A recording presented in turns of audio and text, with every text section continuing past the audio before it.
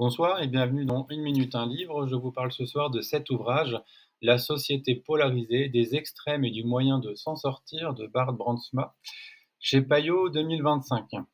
Alors quid de notre vision de la nature humaine, hein? Vous savez, la polarisation, c'est la pensée du nous contre eux, c'est très en vogue en ce moment. Elle oppose les identités les unes aux autres, les partisans et les opposants. Alors, la polarisation est une construction mentale, elle a besoin d'être alimentée en permanence et elle parle à nos instincts.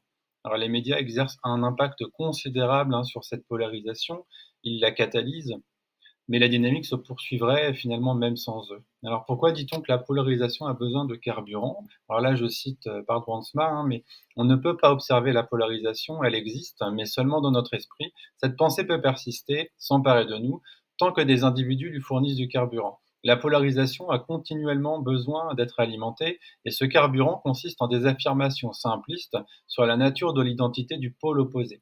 Sous la forme la plus simple, nous avons raison, ils ont tort. Il en résulte une dynamique non rationnelle à laquelle tout le monde est sensible et qui s'adresse à nos instincts. Une réfutation sensée ou rationnelle de la rhétorique de polarisation n'a qu'un effet limité. Alors Brandsma identifie notamment 5 rôles pour une polarisation: l'instigateur, le partisan, le groupe silencieux, le constructeur de passerelles ou encore le bouc émissaire. Je vous invite à découvrir ces profils dans l'ouvrage. Enfin, quid des discours et des comportements médiateurs? Quid de la dépolarisation?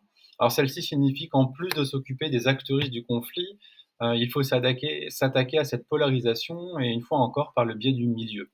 Ajoutons, c'est en dialoguant et en écoutant de manière impartiale, dans un souci de cohésion sociale, que l'on y gagne le plus. C'est une tâche difficile, précise Bart Brandsma. Alors je vous invite vraiment à découvrir cette lecture.